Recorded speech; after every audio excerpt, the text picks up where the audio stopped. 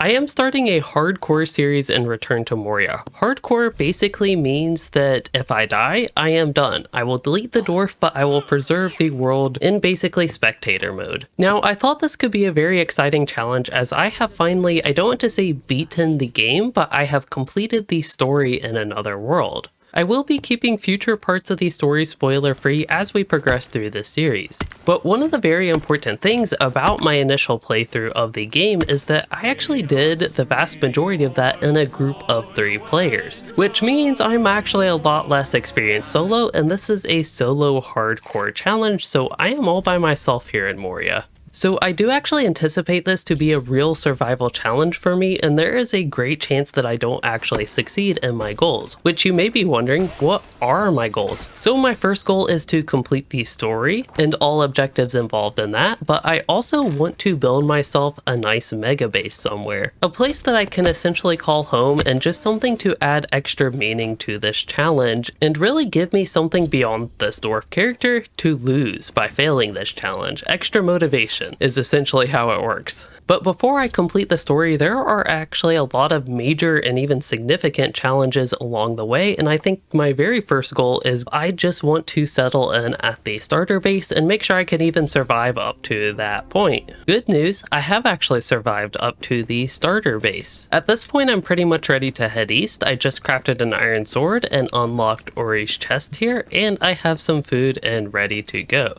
So as we start heading east here, I do want to talk a little bit more about just some ideas for the series and basically how I am envisioning right now for it to play out. But before I get into too many details on that, I actually do want to hear from you all. What do you basically want to see out of the series? I'm really excited for it, but right now I am planning on it to be mostly a Let's Play style series like this, but I could consider live streaming it if you all would prefer that. We're also getting to my first bit of, say, tougher combat here. We killed one of the boars earlier, but I remember when I very first started this game, these wolves were so difficult. They were even more difficult than the goblins. But I guess to be fair to me, I hadn't played anything in this genre up to that point. Well, I've played Minecraft, but not anything similar to the combat in this game is what I mean. I also don't think I have an iron hammer yet to repair some of these statues. But I will be using some of my knowledge from the previous runs that I have had in this game, including the one where we actually finished the story in the group world, because I have learned a lot of valuable things, so I will be able to apply that in the series, I am hoping. Also, while I'm thinking about it, one more goal that I have for the series is to get to day 77. I realize that might seem like a weird number, but hey, I am Louis 7 after all.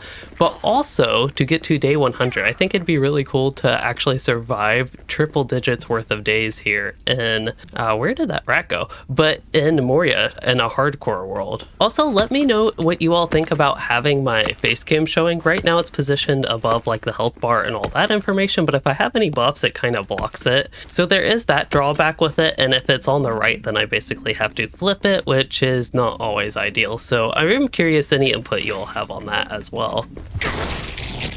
Oh wow, the sword actually is. I knew it was stronger than the axe, but just seeing the difference right there was pretty striking. But yeah, basically as we go through this, I'm planning on this being a relatively slow playthrough of the game. I want to take my time and not rush things. I don't know how long, like how many days I anticipate getting to what points in the game. I don't really have a goal for that, but I basically want to complete just about everything in an area. It doesn't have to be absolutely everything in an area before I move on, but I want to complete most everything in an area before I move on. So that's going to potentially include all the Moosnorken, is that what they're called? But the carvings, basically, complete those, as well as maybe the ranger journals. I know those are a big part of the game.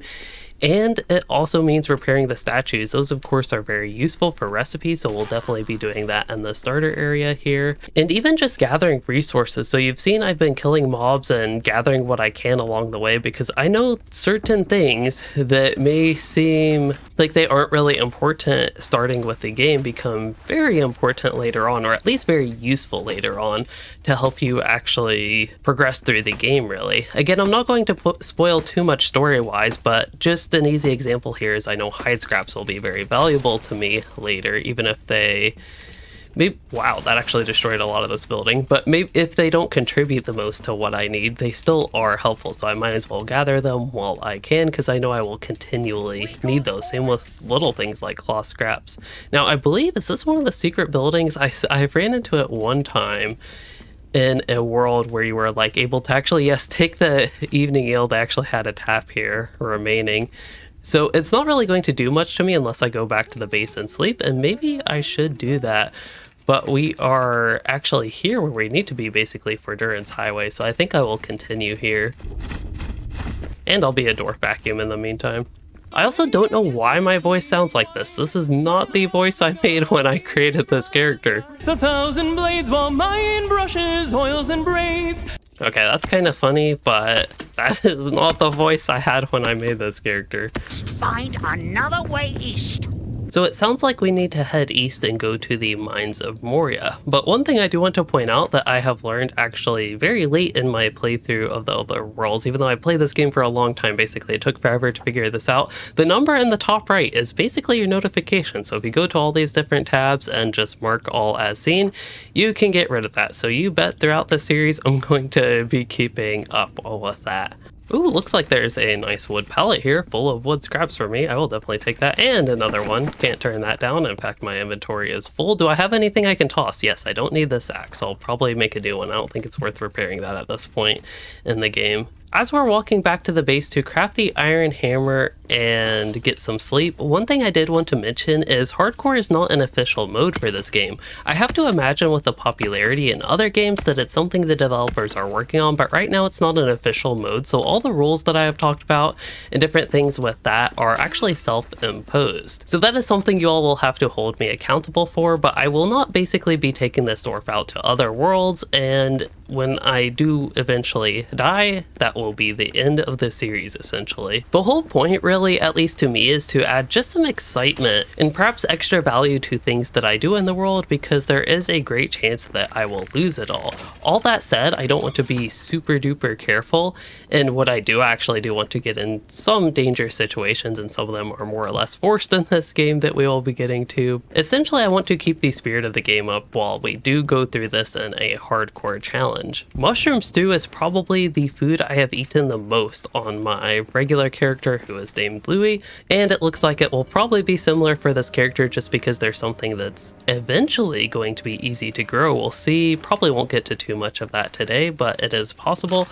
But they're also, yeah, just really easy to make, and mushrooms are everywhere. So we'll go ahead and do that. Actually, I think I saw that I got a recipe for a bag or something. Oh, Scouts Pack. I already have Scouts Pack. I can't make a better one yet. So I'm just going to dump pretty much all my supplies. I actually want to keep maybe a stack of stone with me. That might be a little bit much. We can always get more stone, and I know I'll want to mine more coal, but I'm basically going to put everything in the chest. In fact, I'm even going to risk not bringing my lembas for me, although I might want to save those for a certain event coming up somewhat soon. Oh, I see. I just make the iron hammer. I don't actually have to go to the forge. That explains things, but now we also have an iron hammer. I shouldn't actually need that on my quick slot, and we can start rebuilding some statues.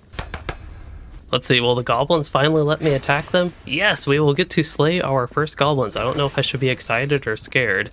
When I first started this game, I would definitely be scared. I was, again, so bad at this game when it first came out and when I was first playing it that, yes, 2 goblins or even 3 goblins like this could definitely have killed me. Also, it is very hard to see without the torch. They make it so necessary in this first part, which is kind of interesting. I'm kind of curious, when you all are mining veins like this, do you usually mine the whole thing? Like try to mine every single piece of rock? I realize it can be a useful building material if you do decide to build out of rock, but I typically do not mine the whole thing unless it is like I particularly want that building material. But it kind of reminds me of trees in Minecraft, and some people leave floating trees. I wonder if this brings the same, say, horror to some people if you leave some rock in the vein like this. Hey, we got our first armor recipe from that statue. That's pretty exciting.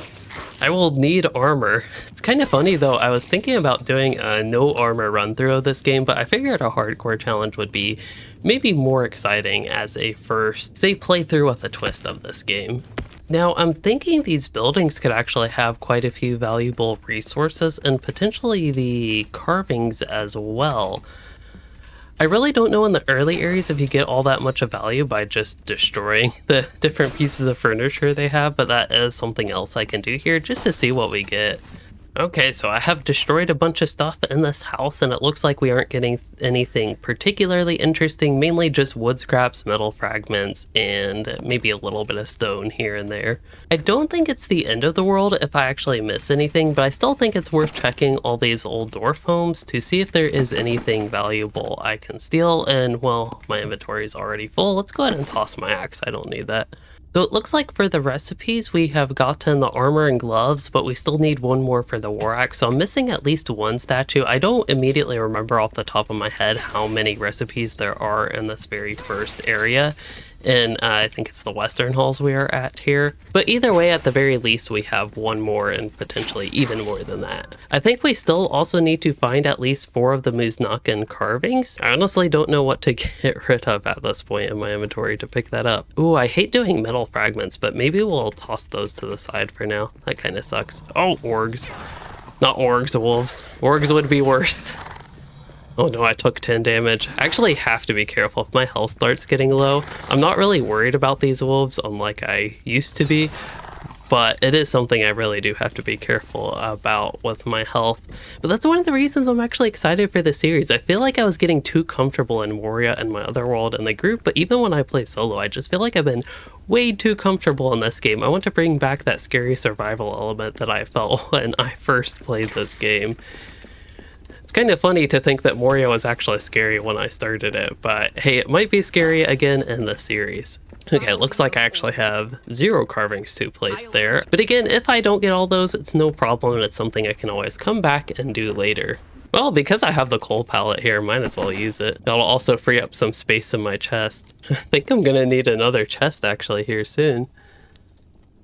Oh, one thing I did not find is iron. I definitely want some more iron, but I saw 0 iron nodes. This is probably dangerous going without any sort of resources. I really do want to maximize what I can gather while I'm out and about on these adventures. I don't know how I did not see this in my previous run-throughs of this area, but we finally found an iron node. So I will mine that up, try to find another statue. My character just got tired, and I think it's actually funny because I've been mining here for what feels like an hour or 2 at this point, and I don't think we're anywhere near the end of this node.